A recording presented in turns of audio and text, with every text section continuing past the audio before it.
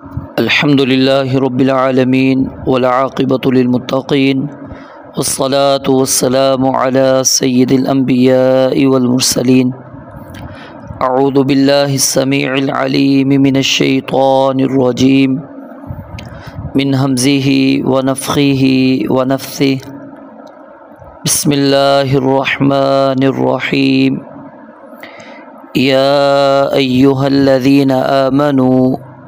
اے لوگو جو ایمان لائے ہو، لا تدخلوا مت داخل ہو، بیوت النبی نبی صلی اللہ علیہ وآلہ وسلم کے گھروں میں، الا مگر ان یؤذن لکم یہ کہ اجازت دی جائے تمہیں، الی طعام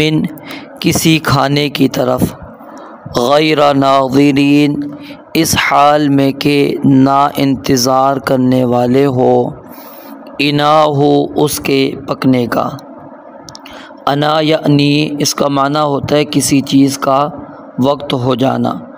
اور سورۃ الحدید آیت نمبر 16 میں بھی یہ لفظ استعمال ہوا ہے، الم یعنی للذین آمنوا ان تخشع قلوبہم لذکر اللہ۔ پھر یہ لفظ کھانا پک جانے کے معنی میں بھی استعمال ہونے لگا،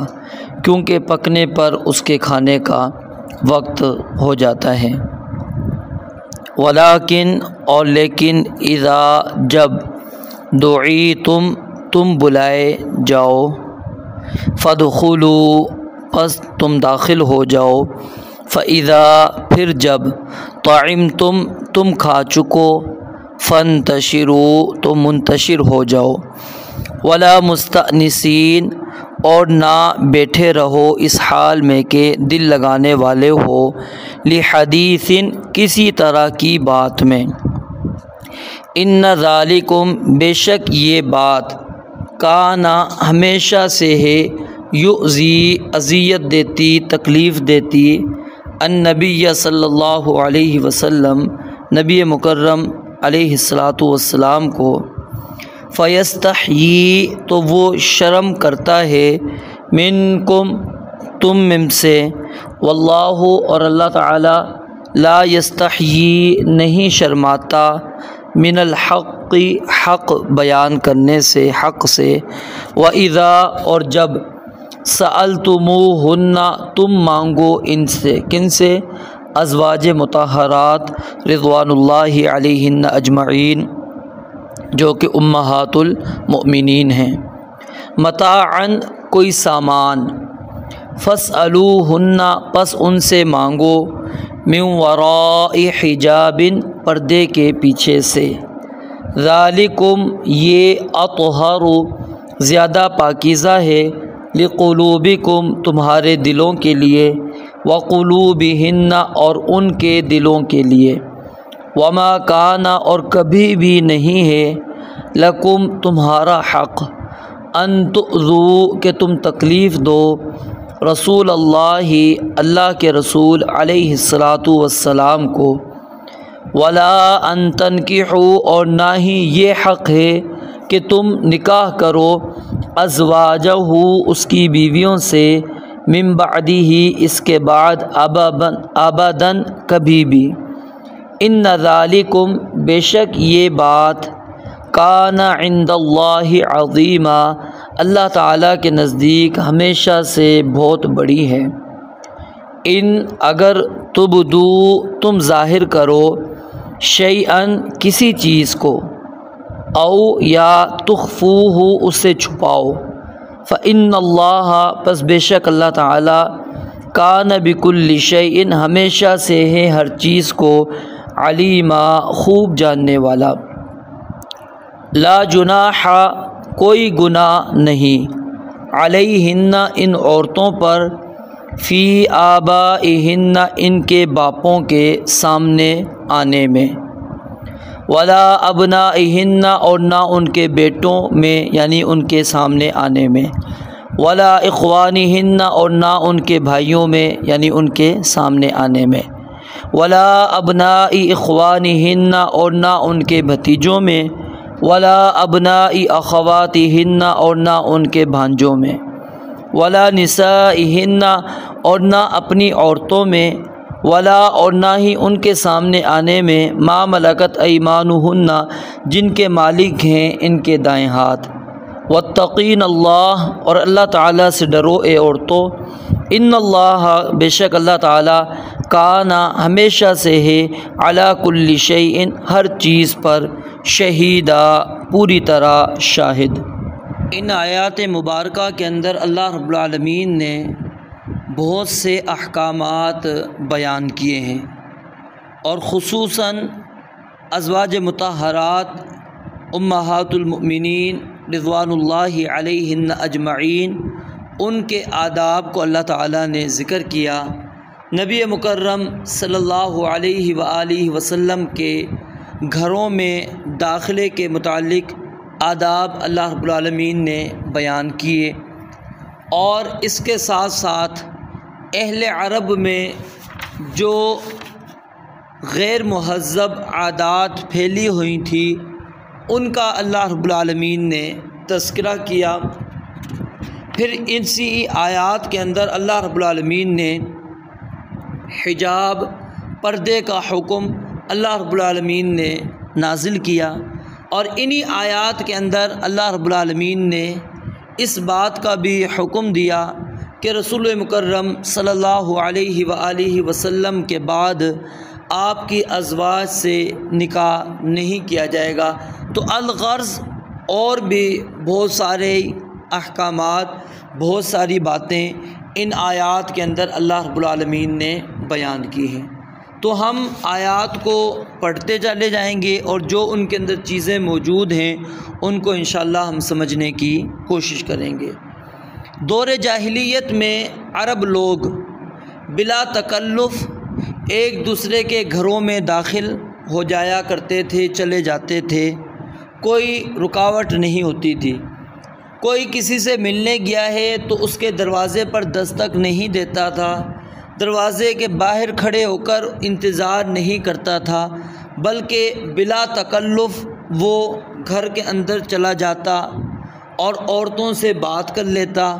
صاحب خانہ کے متعلق پوچھ لیتا، اور عورتیں بھی پردہ نہیں کیا کرتی تھیں۔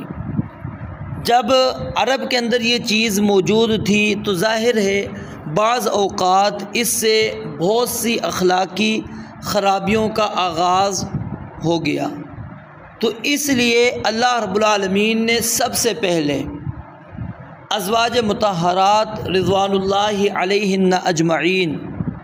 ان کے گھروں کے متعلق، یعنی نبی علیہ الصلوۃ والسلام کے گھروں کے متعلق اللہ تعالیٰ نے یہ قانون قاعدہ مقرر کر دیا کہ آپ کا کوئی دوست آتا ہے، آپ کا کوئی رشتہ دار آتا ہے، آپ کی اجازت کے بغیر آپ کے گھر میں داخل نہ ہو۔ پھر بعد میں اللہ رب العالمین نے سورہ نور آیت نمبر 27 میں تمام گھروں میں داخلے کے لیے اس قاعدے کا اعلان بھی کر دیا۔ تو اللہ رب العالمین نے فرمایا کہ یا ایھا الذین آمنوا، اے لوگو جو ایمان لائے ہو، لا تدخلوا بیوت النبی، نبی مکرم صلی اللہ علیہ وآلہ وسلم کے گھروں میں داخل نہ ہو۔ یہاں پر ایک گھر نہیں کہا کہ بیت النبی، ٹھیک ہے، بیوت کا لفظ آیا ہے کیونکہ آپ کی ازواج جب نبی علیہ الصلوۃ والسلام فوت ہوئے، اس دنیا سے رخصت ہوئے، اس وقت 9 بیویاں آپ کی حیات تھیں، 9 بیویاں زندہ تھیں، اور اس کی تفصیل پچھلے درس کے اندر آپ معزز سامعین کے سامنے میں نے بیان کر دی تھی کہ کون کون سی ازواج مطہرات رضوان اللہ علیہن اجمعین نبی علیہ الصلوۃ والسلام کی وفات کے وقت حیات تھی۔ تو اس لیے اللہ رب العالمین نے تمام امہات المؤمنین کے گھروں کے متعلق یہ آداب بیان کر دیے کہ کسی بھی گھر میں، نبی علیہ الصلوۃ والسلام کے گھروں میں سے کسی بھی گھر میں تم نے داخل نہیں ہونا، الا ان یؤذن لکم، سوائے اس کے کہ تمہیں اجازت دی جائے، تمہیں کہا جائے کہ ٹھیک ہے آ سکتے ہو تو چلے جاؤ۔ اگر روک دیا جائے، منع کر دیا جائے، اجازت نہ ملے تو تم نے نبی علیہ السلام کے گھر میں داخل نہیں ہونا۔ اب یہاں پر اللہ رب العالمین نے یہ بات کیوں بیان فرمائی؟ کیونکہ نبی علیہ السلام کی اللہ تعالیٰ نے یہ ذمہ داری لگائی تھی، یا ایھا الرسول بلغ ما انزل الیک من ربک وان لم تفعل فما بلغت رسالتہ، کہ آپ نے تبلیغ کرنی ہے، جو چیز اللہ نے آپ کے اوپر نازل کیا ہے وہ آپ نے لوگوں تک پہنچانا ہے۔ آپ کے اوپر اللہ نے قرآن نازل کیا، وَأَنزَلْنَا إِلَيْكَ الذِّكْرَ لِتُبَيِّنَ لِلنَّاسِ مَا نُزِّلَ إِلَيْهِمْ، یہ آپ کا فرض تھا کہ آپ علیہ السلام لوگوں کے مسائل کو حل کریں۔ لوگ آپ سے پوچھیں گے، آپ ان کو جوابات دیں گے۔ تو اب ظاہر ہے نبی علیہ السلام سے کسی وقت بھی آ کے کوئی بھی سائل آ سکتا تھا اور سوال کر سکتا تھا، آپ علیہ السلام سے پوچھ سکتا تھا۔ تو اس لیے اللہ رب العالمین نے یہ خیال کیا آپ کا کہ جب آپ اپنے گھر کے اندر ہوں تو اس وقت آپ نے بلا جھجک اور اجازت کے بغیر آپ کے گھر میں نہیں آنا۔ یعنی ایک ہوتی ہے وہ جگہ جہاں پرائیویسی نہیں ہے، جیسے آپ مسجد میں بیٹھے ہیں، یہاں کوئی پرائیویسی نہیں ہے، تو یہاں پر کوئی بھی بندہ آتا ہے سوال کر لیتا ہے، کوئی مسئلہ نہیں۔ لیکن اگر کوئی پرائیویسی والی جگہ ہے تو وہاں پر اگر ہم جاتے ہیں تو اس کا وہی حکم ہے جو گھر کا حکم ہے، وہاں اجازت لے کر ہم نے داخل ہونا ہے۔ فرمایا لا تدخلوا بیوت النبی، نبی مکرم صلی اللہ علیہ وسلم کے گھروں میں داخل نہ ہو، الا ان یؤذن لکم، سوائے اس کے کہ اجازت دے دی جائے تمہیں، الی طعام، کھانے کی طرف۔ یعنی اگر تمہیں کھانے کی طرف دعوت دی جا رہی ہے، بلایا جا رہا ہے تو پھر آپ جا سکتے ہو۔ اس آیت کے نزول کے متعلق سیدنا انس رضی اللہ تعالیٰ عنہ بیان فرماتے ہیں کہ جب نبی علیہ السلام کی شادی سیدہ زینب رضی اللہ تعالیٰ عنہا سے ہوئی تو ولیمے میں گوشت اور روٹی کھلائی گئی۔ کہتے ہیں مجھے لوگوں کو دعوت دینے کے لیے بھیجا گیا، لوگ آتے اور کھا کر چلے جاتے، پھر اور لوگ آتے اور کھا کر چلے جاتے، میں نے سب کو دعوت دی حتیٰ کہ کوئی شخص بھی باقی نہیں رہا۔ آخر میں نے عرض کیا اللہ کے نبی علیہ السلام، اب کوئی شخص نہیں ملتا جس کو میں دعوت دوں۔ آپ علیہ السلام نے فرمایا کہ اچھا اب کھانا اٹھا دو۔ سب لوگ کھانا کھا کر چلے گئے اور 3 شخص گھر کے اندر بیٹھے باتیں کرتے رہے۔ نبی علیہ السلام نکلے اور عائشہ رضی اللہ تعالی عنہا کے حجرے کی طرف چلے گئے اور کہا اے اہل بیت السلام علیکم ورحمۃ اللہ۔ انہوں نے کہا وعلیکم السلام ورحمۃ اللہ، کیف وجدت اہلک بارک اللہ لک، آپ پر بھی سلامتی ہو اور اللہ کی رحمت ہو، آپ نے اپنے اہل کو کیسا پایا، اللہ آپ کے لیے برکت کرے۔ اسی طرح آپ اپنی تمام بیویوں کے گھروں میں گئے اور سب کو عائشہ رضی اللہ تعالیٰ عنہا کی طرح سلام کیا، سب نے عائشہ رضی اللہ تعالیٰ عنہ کی طرح جواب دیا۔ پھر جب لوٹ کر آئے تو دیکھا کہ وہ 3 آدمی ابھی تک آپ علیہ السلام کے گھر میں بیٹھے باتیں کر رہے تھے۔ نبی علیہ السلام سخت حیا والے تھے۔ آپ پھر سیدہ عائشہ رضی اللہ تعالیٰ عنہا کے حجرے کی طرف چلے گئے۔ کہتے ہیں مجھے معلوم نہیں کہ میں نے آپ کو جا کر بتلایا یا کسی اور نے آپ کو بتایا کہ وہ لوگ چلے گئے ہیں، چنانچہ آپ واپس آئے اور اس حالت میں کہ دروازے کی دہلیز میں آپ کا ایک پاؤں اندر تھا اور دوسرا باہر تھا۔ آپ نے میرے اور اپنے درمیان پردہ لٹکا دیا اور حجاب کی آیات نازل ہو گئی۔ تو یعنی یہ دعوت کا تذکرہ یہاں پر اس واقعے کے اندر میں آپ کو بیان کرنا چاہ رہا تھا کہ نبی علیہ السلام نے دعوت دی، لوگ آئے تو اللہ رب العالمین نے فرمایا کہ الی طعام غیر ناظرین اناہ، کہ اگر تمہیں بلایا جائے کھانے کی طرف تو تم آ جاؤ، لیکن کھانے کے پکنے کا انتظار کرنے والے نہ ہو۔ یعنی کہ یہ نہ ہو کہ تم کھانا پکنے سے پہلے ہی گھر کے اندر آ کر ڈیرا لگا کر بیٹھ جاؤ۔ یہ ہمیں عادت اپنی بھی اس پر ہمیں غور کرنا چاہیے۔ ایک ہوتا ہے شادی حال کے اندر جیسا کہ ایک مخصوص وقت دیا جاتا ہے کہ فلاں ٹائم کھانا ہے،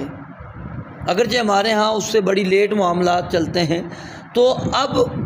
وہاں پر جو ٹائم آپ کو دیا ہے تو اس ٹائم سے پہلے نہیں آنا چاہیے، اسی ٹائم پر آنا چاہیے جو آپ کو ٹائم دیا گیا ہے، ٹھیک ہے۔ اب خاص طور پہ جب گھر کے اندر ہو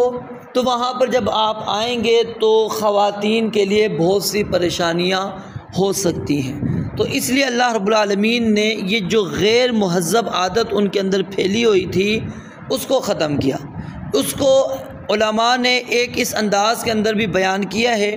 کہ وہ کھانے کے وقت کا اندازہ کر کے کسی کے گھر پر پہنچ جایا کرتے تھے اور یا اس کے گھر آ کر بیٹھے رہتے تھے یہاں تک کہ کھانے کا وقت ہو جاتا۔ اب جو گھر والا تھا وہ مشکل میں پڑ جاتا، نہ ان کو یہ کہہ سکتا تھا کہ میرے کھانے کا وقت ہے آپ تشریف لے جائیں، اور نہ اس کے بس میں ہوتا تھا کہ اپنے کھانے کے ساتھ آنے والوں کا بھی کھانا تیار کر سکے، ٹھیک ہے، یہ بھی چیز موجود تھی۔ اور پھر بعض مرتبہ کھانے کے لیے جب دعوت دی جاتی تھی، بلایا جاتا تھا، تو وقت سے پہلے ہی آ کر بیٹھ جایا کرتے تھے، جس سے گھر والوں کو بڑی کوفت ہوتی تھی، تکلیف میں مبتلا ہو جاتے تھے۔ تو اللہ رب العالمین نے اس بیہودہ عادت سے منع کیا اور کیا فرمایا کہ کھانا تیار ہونے کے انتظار میں پہلے ہی جا کر نہ بیٹھ جاؤ، بلکہ جب گھر والا کھانے کے لیے تمہیں بلائے، جب بلائے تو پھر کیا ہے، تم فادخلوا، تم داخل ہو جاؤ، جب بلایا جائے پھر گھر کے اندر داخل ہو، وگرنہ داخل نہ ہو۔ اب یہ حکم اگرچہ نبی علیہ الصلوۃ والسلام کے گھر سے اللہ رب العالمین نے شروع کیا، لیکن تمام گھروں کا یہی حکم ہے کہ کسی کے گھر میں جا کر بیٹھ جانا اور اس سے اہل خانہ کو پریشانی ہو، تکلیف ہو، اس کا لحاظ رکھنا ہمیں چاہیے۔ ہم معاشرے میں ہم دیکھتے ہیں تو بہت زیادہ اس کے اندر کوتاہی پائی جا رہی ہے۔ تو فرمایا کہ جب تمہیں بلایا جائے تو کھانے کے ٹائم پر ہی جاؤ، کھانے کے پکنے کا انتظار نہ کرتے رہو اس گھر میں جا کر۔ جب کہا جائے کہ فادخلوا، آ جاؤ، تو پھر آ جاؤ۔ فَإِذَا طَعِمْتُمْ، اور جب تم کھانا کھا لو، فَانْتَشِرُوا، تو پھیل جاؤ۔ جیسا کہ میں نے آپ کو وہ زینب رضی اللہ تعالیٰ عنہ والا واقعہ بیان کیا، جب آپ نے ان کی ولیمے کی دعوت کی تو 3 لوگ کیا ہیں، آپ کے گھر میں بیٹھے رہے، باتیں کرتے رہے، ٹھیک ہے۔ آپ حتیٰ کہ اپنی 9 بیویوں کے گھروں میں ہو کر آگے، ان سے ملاقاتیں کی، حال و احوال کر آگے، ابھی تک لوگ وہ بیٹھے ہوئے۔ پھر آپ سیدہ عائشہ رضی اللہ تعالیٰ عنہ کے حجرے میں پھر چلے جاتے ہیں، پھر کہتے ہیں انس مجھے نہیں پتا کہ نبی علیہ السلام کو میں نے جا کے بتلایا ہے، کسی اور نے بتلایا، پھر وہ لوگ گئے، یعنی اتنی دیر کے بعد گئے۔ تو اللہ رب العالمین نے فرمایا کہ اللہ رب العالمین تو حیا نہیں کرتا، اللہ تعالیٰ شرم نہیں کرتا، نبی علیہ الصلوۃ والسلام شرم کرتے ہیں، وہ تو تمہیں نہیں کہہ سکے، لیکن تم کیا ہے، فَإِذَا طَعِمْتُمْ فَانْتَشِرُوا، جب کھانا کھا لو تو پھیل جاؤ، چلے جاؤ۔ یعنی یہاں سے یہ بات بھی سمجھ میں آئی کہ کھانے پر اگر دعوت دی گئی ہے، کھانے پر بلایا گیا ہے، تو کھانا کھانے کے بعد انسان کو زیادہ اس گھر میں نہیں بیٹھنا چاہیے، اور خاص طور پہ اس وقت جب دعوت چل رہی ہے، یعنی کچھ لوگ انتظار میں، کچھ آ رہے ہیں، کھا رہے ہیں، جا رہے ہیں، تو اس وقت ظاہر ہے جب آپ بیٹھے رہیں گے تو دسترخوان خالی نہیں ہوگا، تو دوسرے لوگ کیسے آ کے بیٹھیں گے؟ یا آپ کہتے ہیں کہ نہیں بھائی میں نے تو کھا لیا، میں سائڈ میں ہو کے بیٹھ جاتا ہوں، باتیں کر لیتا ہوں، نہیں، اللہ فرماتے ہیں فَانْتَشِرُوا، تو پھیل جاؤ، واپس چلے جاؤ۔ وَلَا مُسْتَأْنِسِينَ لِحَدِيثٍ، اور کسی بھی قسم کی دل لگانے والی باتوں کے اندر نہ لگ جانا کہ جی کوئی گپ لگا دو اور سارے لوگ آپ کی گپ سننے کے لیے وہیں پر بیٹھ جائیں۔ اِنَّ ذَلِكُمْ كَانَ يُؤْذِي النَّبِيَّ، کیونکہ یہ بات رسول اللہ صلی اللہ علیہ وسلم کو ایذا پہنچاتی ہے، تکلیف پہنچاتی ہے۔ فَيَسْتَحْيِي مِنْكُمْ، اور وہ نبی تم سے حیا کرتا ہے، آپ کے حیا کا تذکرہ اس کے اندر موجود ہے۔ وَاللَّهُ لَا يَسْتَحْيِي مِنَ الْحَقِّ، اور اللہ تعالیٰ حق بیان کرنے سے حیا نہیں کرتا۔ اور پھر آگے اللہ رب العالمین نے ازواج مطہرات رضوان اللہ علیہن اجمعین کے متعلق فرمایا وَإِذَا سَأَلْتُمُوهُنَّ مَتَاعًا، کہ جب تم ان سے سوال کرو، ازواج مطہرات سے سوال کرو، متاعًا کسی بھی چیز کا، تو تم ان سے سوال کرو من وراء حجاب، پردے کے پیچھے سے، پردے کے پیچھے سے۔ رسول اللہ صلی اللہ علیہ وآلہ وسلم پر جب تک پردے کے احکامات نازل نہیں ہوئے تھے، اس وقت تک آپ علیہ الصلاۃ والسلام بڑی اذیت کے اندر اور تکلیف کے اندر رہتے تھے۔ تو عمر رضی اللہ تعالی عنہ نے نبی علیہ الصلاۃ والسلام سے کہا، لو امرت نساءک ان یحتجبن، کہ اگر آپ اپنی بیویوں کو پردے کا حکم دے دیں کہ فَإِنَّهُ يُكَلِّمُهُنَّ الْبَرُّ وَالْفَاجِرُ، کیونکہ ان سے ہر قسم کا بندہ آ کر بات کرتا ہے، مسئلہ پوچھتا ہے، وہ بر بھی ہو سکتا ہے، نیک بھی، اور فاجر بھی ہو سکتا ہے۔ فَنَزَلَتْ آیَةُ الْحِجَاب، کہتے ہیں پھر یہ آیت حجاب اللہ رب العالمین نے نازل کر دی۔ یعنی عمر رضی اللہ تعالی عنہ ان کی یہ رائے تھی نبی علیہ الصلاۃ والسلام کو کہ آپ اپنی ازواج کو کہیں کہ وہ احتجاب کیا کریں، پردہ کیا کریں، کیونکہ ان سے ہر قسم کے لوگ آ کر مسئلہ پوچھتے ہیں، سوال کرتے ہیں، بات کرتے ہیں، تو آپ ان کو کہہ دیں کہ پردہ کیا کریں۔ تو اللہ رب العالمین کو سیدنا عمر فاروق رضی اللہ تعالی عنہ کی یہ بات اتنی پسند آئی کہ اللہ رب العالمین نے حکم بنا کر نازل کر دیا کہ وَإِذَا سَأَلْتُمُوهُنَّ مَتَاعًا، کہ جب بھی تم نے سوال کرنا ہے ازواج مطہرات رضوان اللہ علیہن اجمعین سے کسی بھی چیز کا، تو فَاسْأَلُوهُنَّ مِنْ وَرَاءِ حِجَابٍ، تو تم نے پردے کے پیچھے سے ان سے چیز مانگنی ہے، بات پوچھنی ہے، دینی مسئلہ پوچھنا ہے، کوئی بھی چیز ہے وہ آپ اب آج کے بعد پردے کے پیچھے سے کریں گے۔ ذالکم اطہر لقلوبکم وقلوبہن، اللہ فرماتے ہیں اب اس جملے پر تھوڑی سی ہمیں توجہ کرنی چاہیے کہ جب امہات المؤمنین دنیا کی پاک باز ترین خواتین تھیں اور صحابہ کرام رضوان اللہ علیہم اجمعین دنیا کے پاک باز ترین مرد تھے، انہیں دلوں کو پاک رکھنے کے لیے ایک دوسرے سے کوئی بات کرتے وقت حجاب کا حکم ہے، تو عام لوگوں کو بلا حجاب ایک دوسرے سے ملنے کی،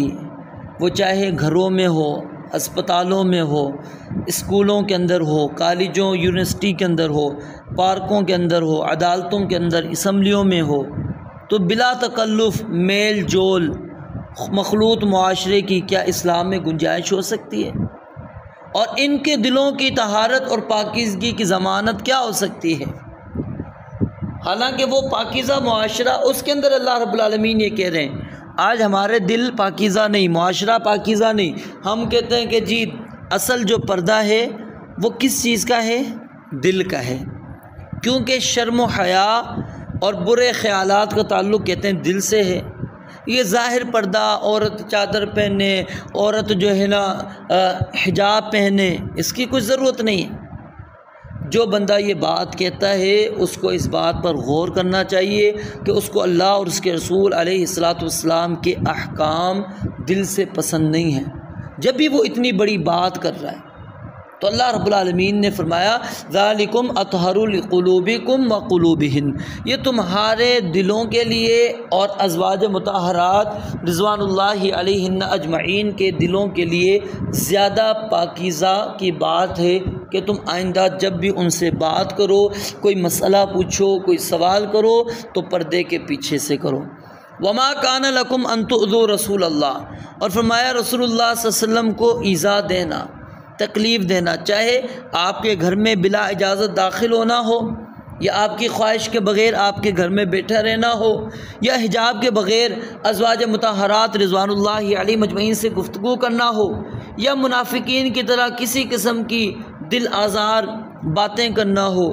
غرض یہ کسی بھی طریقے سے ہو، یہ تمہارے لیے جائز نہیں، اور تمہیں یہ کبھی زیب ہی نہیں دیتا کہ تم رسول اللہ صلی اللہ علیہ وآلہ وسلم کو ایذا پہنچاؤ، تکلیف پہنچاؤ۔ ولا ان تنکحوا ازواجہ من بعدہ ابدا، اور فرمایا یہ بہت بڑا گناہ ہے کہ اگر تم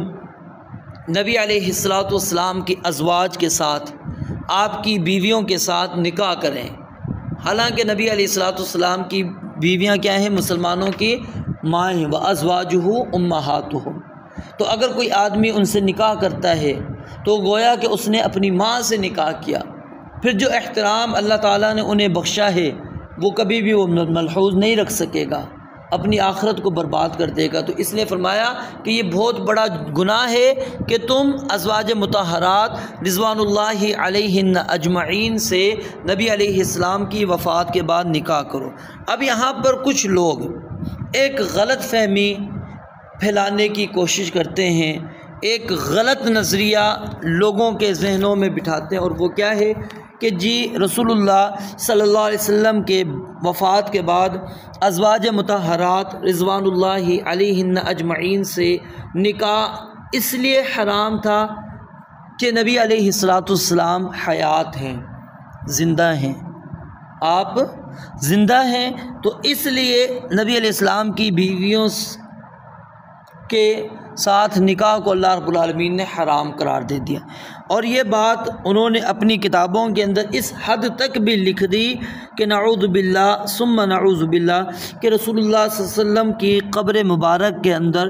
آپ کی ازواج مطہرات رضوان اللہ علیہن اجمعین پیش کی جاتی ہیں اور آپ ان کے ساتھ شب باشی کرتے ہیں، نعوذ باللہ۔ اتنی یعنی کہ یہ غلط نظریہ، غلط بات ہے جس کی کوئی دلیل نہیں۔ اور پھر اسی پر ہی دلیل دوسری دیتے ہیں کہ جی میراث کیوں نہیں بنی تھی نبی علیہ السلام کی، وراثت کیوں نہیں تقسیم ہوئی، کہتے ہیں اسی وجہ سے کہ آپ فوت ہی نہیں ہوئے۔ بھائی فوت نہ ہونے کی دلیل کیا ہے؟ قرآن مجید کی واضح آیات کا آپ کیا کریں گے؟ وما محمد الا رسول قد خلت من قبلہ الرسل افإن مات او قتل انقلبتم على اعقابکم ومن ينقلب على عقبیہ فلن يضر اللہ شیئا۔ نبی علیہ السلام کی وفات کے بعد جب سیدنا عمر فاروق نے تلوار نکال لی اور کہا جو بات یہ کہے گا میں اس کی گردن اڑا دوں گا، کہ نبی علیہ السلام فوت ہو گئے۔ سیدنا ابوبکر صدیق رضی اللہ تعالیٰ نے جب یہ آیات پڑھی، صحابہ اکرام کہتے ہیں ہمیں ایسے لگا کہ یہ آیات ابھی ابھی اتری ہیں، ہماری ذہنوں سے محو ہو چکی تھی۔ پھر انک میت و انہم میتون، اس آیت کا کیا کریں گے؟ اور وما جعلنا لبشر من قبلک الخلد افإن مت فهم الخالدون، اور بہت ساری آیات ہیں جو اس بات پر دلالت کرتی ہیں کہ نبی علیہ السلام فوت ہو چکے ہیں۔ اور صحابہ کا عقیدہ نظریہ بھی یہی تھا۔ یہ نہیں وجہ کہ نبی علیہ السلام کی ازواج مطہرات سے نکاح اس لیے حرام ہے کہ آپ علیہ السلام حیات ہیں، بلکہ اللہ تعالیٰ نے ان کو ایک مقام دیا ہے۔ کیوں؟ کہ ان کو آپ کے لیے اور ہمارے لیے یعنی امت کے لیے اللہ رب العالمین نے مائیں قرار دیا۔ تو کیا ماں سے کوئی بندہ نکاح کر سکتا ہے؟ کبھی بھی نہیں۔ تو فرمایا ولا ان تنکحوا ازواجہ من بعدہ ابدا ان ذالکم کان عند اللہ عظیما، اگر تم یہ کرو گے تو اللہ رب العالمین کے نزدیک بہت بڑی غلطی کا تم ارتکاب کرو گے، بہت بڑے گناہ کا تم ارتکاب کرو گے۔ ان تبدوا شیئا او تخفوہ، یعنی زبان سے تم کچھ اور دل میں کچھ اور رکھو، ٹھیک ہے؟ اللہ رب العالمین تمہاری دونوں چیزوں کو جانتا ہے، تمہارے ظاہر کو بھی تمہارے باطن کو بھی۔ اللہ تعالیٰ کے ہاں ظاہر چیز کی بھی وہی حیثیت، باطن کی بھی وہی ہے۔ یہ نہیں کہ ظاہر کرو گے تو اللہ تعالیٰ کو پتہ لگ جائے گا، باطن دل میں رکھو گے تو اللہ تعالیٰ کو نہیں پتہ لگے گا۔ فإن اللہ کان بکل شیء علیما، اللہ تعالیٰ تو ہر چیز کو خوب جاننے والا ہے۔ لا جناح علیہن فی آبائہن، اب اللہ تعالیٰ اس آیت میں ان رشتہ داروں کا تذکرہ کر رہے ہیں کہ جن کے سامنے حجاب کے بغیر بات کرنے میں کوئی حرج نہیں ہے،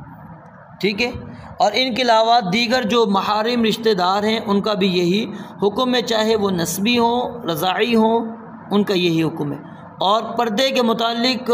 امہات المؤمنین کا حکم بھی وہی ہے جو عام مسلمان عورتوں کا ہے۔ مزید تفصیل آپ نے پڑھنی ہو تو سورہ نور کی آیت نمبر 31 کا مطالعہ کر لیں۔ تو اللہ رب العالمین فرماتے ہیں کوئی گناہ نہیں ہے ان عورتوں پر اپنے باپوں کے سامنے آنے میں، اور اپنے بیٹوں، اپنے بھائیوں، اپنے بھتیجوں اور اپنی بھانجوں اور اپنی عورتوں، ولا نسائہن سے یہ اشارہ ہے کہ مسلمان عورتوں کے سامنے نہیں آنا، ٹھیک ہے؟ کافروں کے سامنے آؤ گے ہو سکتا ہے وہ تمہارے عیوب، وہ تمہاری جو ہے نا حسن و جمال کا تذکرہ جا کر اپنی مجالس کے اندر کریں، لیکن مومن کو تو پتہ یہ غلط بات ہے۔ ولا ما ملکت ایمانہن، ٹھیک ہے۔ پھر آگے فرمایا واتقین اللہ، اور اللہ تعالیٰ سے ڈرتی رہو، کیونکہ اللہ تعالیٰ ہر چیز پر پوری طرح شاہد ہے۔ تو اللہ رب العالمین نے ان آیات کے اندر کیا حکم دیا؟ ایک تو حکم یہ دیا کہ نبی مکرم صلی اللہ علیہ وسلم کے گھروں میں بغیر اجازت کے داخل نہیں ہونا۔ اگر نبی علیہ الصلوۃ والسلام تمہیں دعوت دیں، بلائیں اپنے گھر پر کھانے کے لیے، تو آؤ، کھانا پکنے سے پہلے نہ آؤ، کھانا تیار ہو جائے، جب بلایا جائے پھر آ جاؤ اور کھانا کھا کر چلے جاؤ، وہاں پر بیٹھ کر گپیں نہ لگاؤ، ٹھیک ہے؟ کیوں؟ یہ اس سے ایذا ہوتی ہے، تکلیف ہوتی ہے نبی علیہ الصلوۃ والسلام کو۔ پھر آگے اللہ رب العالمین نے حجاب کا مسئلہ بیان فرمایا کہ ازواج مطہرات رضوان اللہ علیہم اجمعین سے جب بھی گفتگو کرنی ہے، کوئی بات کرنی ہے تو پردے کے پیچھے سے کرنی ہے۔ اور پردے کا حکم کیوں دیا؟ کہ یہ ہمارے اور ان کے دلوں کے لیے پاکیزگی کا باعث ہے۔ اور اللہ نے فرمایا کہ کوئی مومن مسلمان کبھی بھی نبی علیہ السلام کو ایذا نہیں دے سکتے، یعنی وہ یہ کام کرے گا نہیں۔ اور پھر ازواج مطہرات سے نکاح کی حرمت کو اللہ تعالیٰ نے بیان فرمایا کہ کبھی بھی ان سے نکاح نہیں ہو سکتا، جائز ہی نہیں ہے۔ پھر اس کے بعد اللہ رب العالمین نے فرمایا اگر کوئی چیز تم ظاہر کرتے ہو یا چھپاتے ہو اللہ تعالیٰ کے علم کے اندر ہے۔ پھر ان رشتہ داروں کا ذکر کیا جن کے سامنے بندہ بغیر حجاب کے، یعنی عورت بغیر حجاب کے آ سکتی ہے۔ رب العالمین سے دعا ہے اللہ تعالیٰ سمجھنے عمل کرنے کی توفیق عطا فرمائے۔ وآخر دعوانا الحمدللہ رب العالمین۔